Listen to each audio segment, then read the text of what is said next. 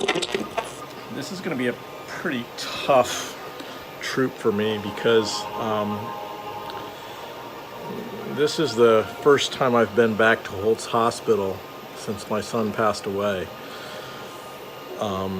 So we're going to be at a place where I've spent a lot of time with my son, and there's a lot of memories there.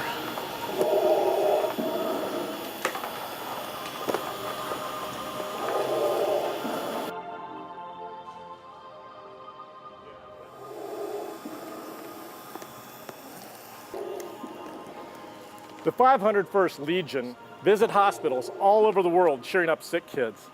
As Legion members, we come into contact with way too many kids who are in a real fight for their life, not against rebel scum, but against cancer. We can't cure cancer, but there is something we can do to help.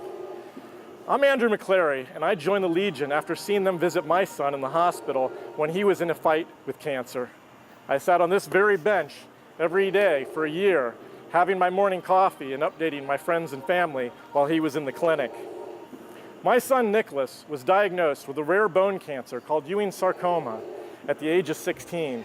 He went through intensive chemo and radiation to beat the bone cancer and was in remission when he found out that the treatments had left him with leukemia and he needed a bone marrow transplant. Doctors searched a worldwide database, and even R2 in the 501st helped with a donor drive for a match. But our efforts came up empty. There just wasn't a match. You see, the problem is only 2% of the population is even registered. Most people hear the word transplant and think a donor means a dangerous surgery to donate their marrow, and they never even register. The doctor's only chance of saving my son was using a haploid donor, or a parent who by nature is a 50% match. Nicholas received a donation of stem cells from his mother. Without a perfect match, he developed complications and passed away in November of 2018. As Legion members from around the galaxy, there is something that we can all do to help the thousands of children and adults who are at this very minute looking for a match, just like Nicholas was. We can spread the word that donating is easy and that anyone can be a life-saving hero.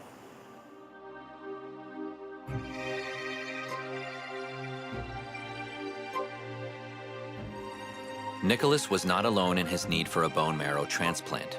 Every year, approximately 17,000 people in the United States are in need of a bone marrow transplant.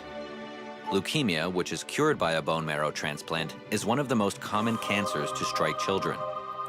Approximately 3,500 children will be diagnosed with it this year in the United States, of which about 700 won't make it.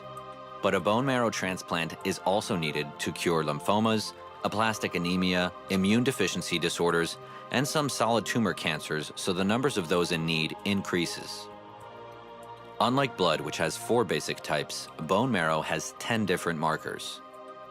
While partial matches can be made without all 10 markers matching, it's not ideal.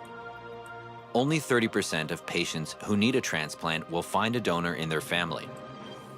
Only 1 in 300 people who register for being a donor will ever be called because of how specific the match needs to be.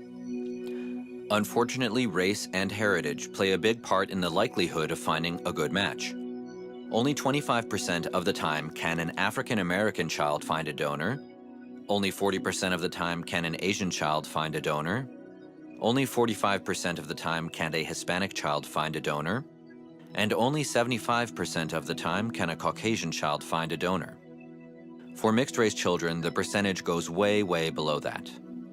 Nicholas, as the child of a Caucasian father and Hispanic mother, only had a very small chance of finding a match. His only chance was using what is called a haploid donor, or parent who by nature is a 50% match. But this is extremely risky. The only way to balance these odds is to get as many different people to register from all walks of life. Everyone is needed. This is especially true if you are a minority or mixed race. At any one time, 7,500 Americans are actively searching the National Registry for a match to save their life. You could be a life-saving hero to someone. How difficult is it to donate?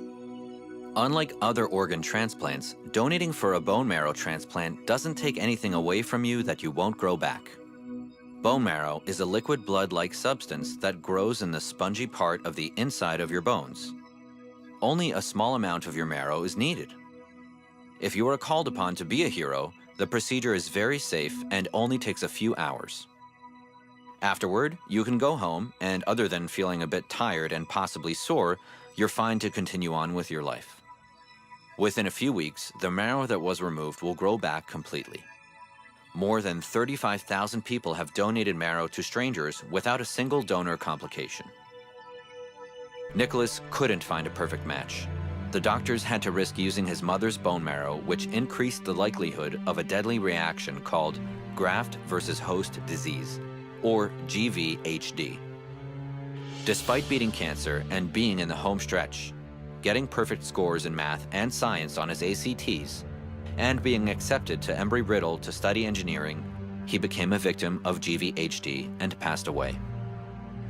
We can't help Nicholas, but if you take just 10 minutes out of your day today, get your cheek swabbed and make the commitment to saving someone's life, we might be able to save someone else facing the same danger.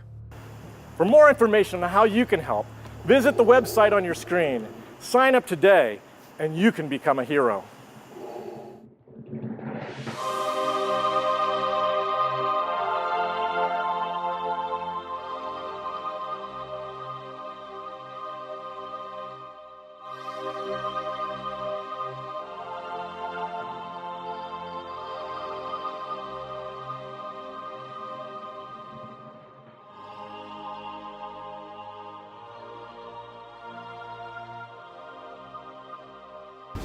Well, we finished up a successful troop today. Made a lot of kids happy, and met some really brave kids. It was pretty emotional for me, but I'm glad that I did it. We did a good thing.